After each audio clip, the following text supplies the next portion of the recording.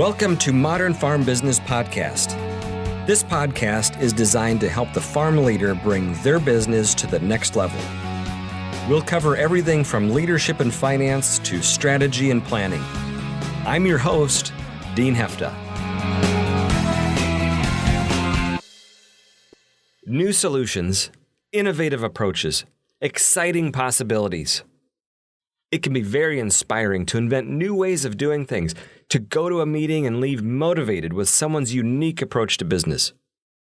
But one of the many hurdles that can challenge us is called the planning fallacy.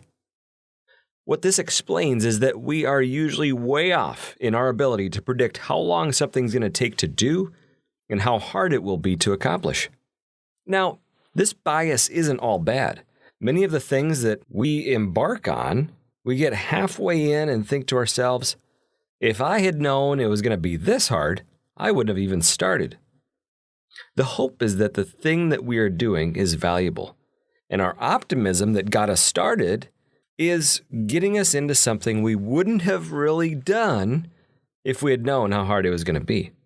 So that optimism can be good. It gets us going. But there's another element of this project optimism that can be much more dangerous. That's the assumption that just introducing the idea equates to implementing it. You make a commitment to work out every day, and a week later, you're back to your old habits. You explain to your team that you want to have weekly meetings. Yet, a month down the road, everyone's been too busy to meet. Maybe you visited a friend's operation and saw their amazing approach to organization, and you want to make the same thing happen. But spring arrives and you realize you're no more organized than you were a year ago. When these things happen, we might feel discouraged. We spent the money on the new accounting system and we still haven't switched to it. Our $1,000 treadmill still sitting in the basement with less than a mile on it. Today, we're getting into the key elements of what makes some changes easy and others seemingly impossible, and as leaders, how we can approach change differently. Let's approach this from the lens of some principles that can help us with the success. Principle number 1. Sometimes we buy a solution. Other times the solution is a process. As leaders, it's important for us to know the difference between buying a solution and implementing a process that helps us solve a problem. What I mean by this is if we realize we're having a problem getting fieldwork done because we're short on a tractor, then all we have to do is buy a tractor. Problem solved. If we see that we'd be able to speed up repairs with a cordless impact wrench, all we have to do is buy the wrench and voila, problem solved. Unfortunately, many of our best results come from a change in process or behavior, which may or may not require buying something. Our opportunity as leaders solving problems is to be able to distinguish between when things that we buy solves a problem or if the thing that we buy is a part of a process for solving the problem. Example, you want a more organized shop. We see an awesome sliding shelving system that will give us a place for everything. And here's the key though. What's the problem? Well, the problem is it's a disorganized shop that slows down our efficiency because we can't find what we're looking for. And it's messy primarily because our staff has a habit of leaving tools wherever they last used them. In this case, buying the shelves will only solve the problem if it's coupled with a change in our team's behavior. The shelves will help us to have a place for everything, but we have to look at what we're going to do differently. As leaders, this distinction alone will help us be more aware in accomplishing those things that we really want. Principle number 2. Clarify the issue and what the benefit is of the solution. It's really easy to fall in love with really cool solutions. Maybe you heard an inspiring speaker about a different way of doing things, or you saw an amazing piece of technology at the trade show. Before you write the check, get really clear on what your problem is. How big is the problem? And is it worth solving? By getting clear on the problem, we can then shift to clarifying what is it that we really do want. Then look at the benefit to the organization or to the team by making the change. Ultimately, how are we going to be better off? People don't really hate change. We're always changing every day.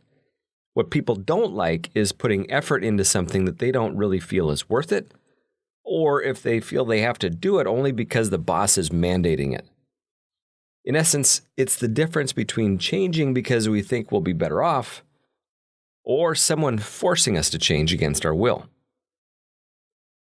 Principle number 3. Identify the hurdles that you're going to face in the process.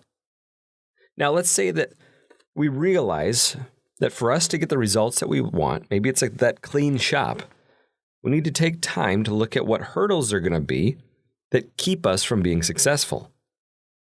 When we look at shop organization, there's both the structure, which is the new shelving, the color coding we're going to use, sorting and labeling, and the process, which is our habits.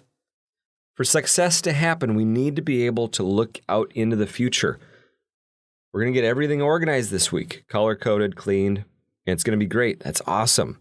Unfortunately, that alone isn't success towards what we really want.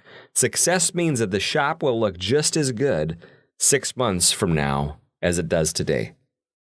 So what are the habits in our team that could derail us? Start listing out the tendencies that we have right now that could keep us from being successful. Maybe we have a tendency to just park everything at the end of the day, leave it as it is, and take off for home.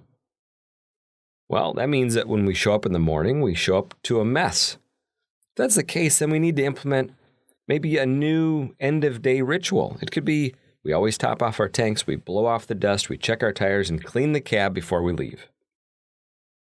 Could be that we get in such a hurry working on a piece of equipment that we just throw the tools in a pile when we're done with the assumption that we'll put them back later. We know that doesn't happen. This means we need to shift our definition of what a completed project is. We can't pull out of the shop until we've put every tool back and cleaned up after ourselves. This little discipline might only take 2 extra minutes, but it does take being intentional. Working through these hurdles requires the commitment from the leader to model the way, to slow down and coach these new behaviors and expectations. Principle number 4, incorporating the players. Change is usually a people problem. This means identifying who is going to be affected by this new approach. Maybe the first thing I do is pull together my full-time help and talk about how the goal is to have a cleaner, more organized shop. Bringing them into the solution process. What changes would help to make it more organized here? How are we going to support each other in the change? If we've agreed to the goal and that goal is a clean shop, then the new employee should have full license to say to the boss, "Hey, what's up? You forgot to put your tools back."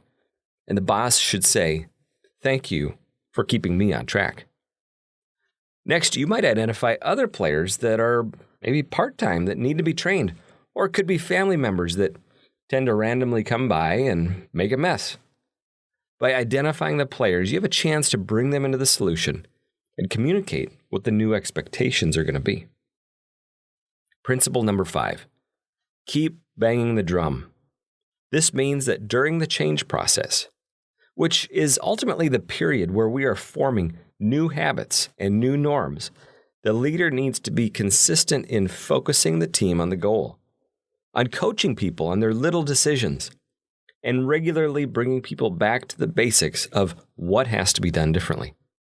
So if we want a clean shop, it isn't enough to spend $20,000 on shelving and announce to everyone that from now on, we're going to have a clean shop. The reality is that leadership of this type of change, to make it happen, is boring, mundane, and unglamorous. It's catching people doing the right thing. It's coaching people on the small stuff. Putting the screwdriver back is just as important as the floor jack. It's training on expectations for people that are new. It's the real work of leadership. What we focus on grows, which means we can't focus on everything. We can't fall in love with every shiny new idea. It's having the discipline to say no to new ideas because you know the team doesn't right now have the capacity to add another change, at least not yet.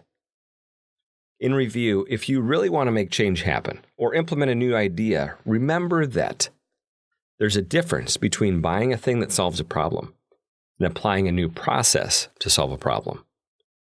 Remember getting clear on what the problem is that you're trying to solve and what the benefit is going to be to the team.